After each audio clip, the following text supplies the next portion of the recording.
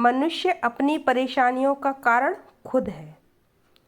ईश्वर ने मनुष्य जन्म मनुष्य को इसीलिए दिया ताकि वो यहाँ पर आकर शुभ कर्म करके अपने जन्म मरण से छूटने के लक्ष्य के लिए आगे बढ़ सके।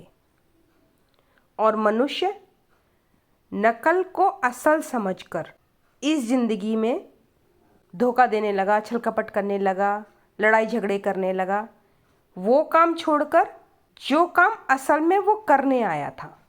और इच्छाओं का तो अंत ही नहीं है। एक पूरा करेंगे दो और आकर खड़ी हो जाएंगी, दो पूरा करेंगे तो चार और आकर खड़ी हो जाएंगी।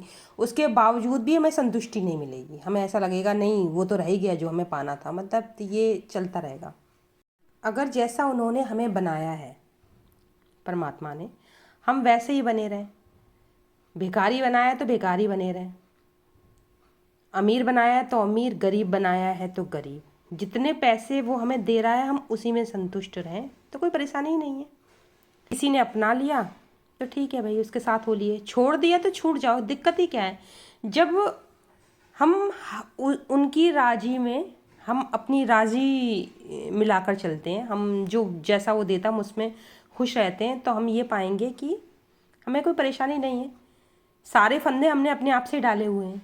चलो इसे हम ऐसे भी समझ सकते हैं, हमने कहीं से पढ़ा होगा, सुना भी होगा कि आत्माएं कभी मरती नहीं है, दोबारा दोबारा वही लोग जन्म लेते रहते हैं। आज जो पुत्र है कल हो सकता है पति हो, उससे और जन्म पहले भाई हो, उससे और जन्म पहले वही रूप रख रख के शरीर ले लेके आते रहते हैं। तो ये तो हम लोगों ने सभी ने सुन रखा है, अगर हम विश्वास करते हैं इस बात पे। तो जब आज की डेट में हमें ये बता दिया गया कि ये हमारे पति हैं और हम अपने पति के पास जाते हैं तो हम पत्नी बन गए। उस टाइम हमने उनके साथ अपने पत्नी का रोल खेला कि खाना खा लिया आपने, या जैसी भी हमारी गतिविधियां रहीं उस समय की, क्योंकि हमारे सामने हमारे पति खड़े हैं तो उस समय हम पत्नी बन गए। और जब हम पिता के पास गए तो तुरंत हम दूसरे किरदार में आ गए। हम उस समय बेटी बन गए और हम बेटे की भूमिका निभाने लगे। या हम अपने बच्चों के सामने गए तो हम माँ बन गए या पिता बन गए, तो तुरंत हमने अपना रोल बदल लिया। तो हम ये कहेंगे कि ये सारे रोल ही तो हैं। देखा जाए तो हम ऐसे कैसे हम अपने किरदार तुरंत बदल रहे हैं। या अगर हम माँ होते तो हम किसी के भी सामने जाते तो माँ ही तो रहते, हम बेटी थोड़ी ना बन जाते। तो बार बार अगर हम अपने किरदार बदल रहे हैं तो इसका मतलब ये है कि ये सब नाटक है।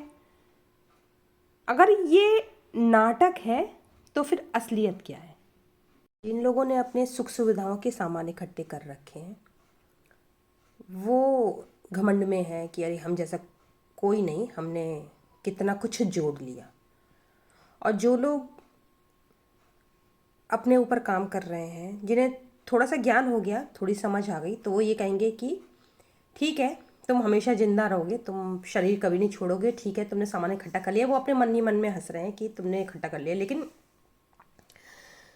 जिन लोगों ने अपनी सुख सुविधाएं इकट्ठी की हैं, क्योंकि वो इससे ज़्यादा जानते ही नहीं है, वो सामने वाले को देख के इसलिए हंसेंगे ये पागल है, शरीर के जाने के बाद किसने देखा है।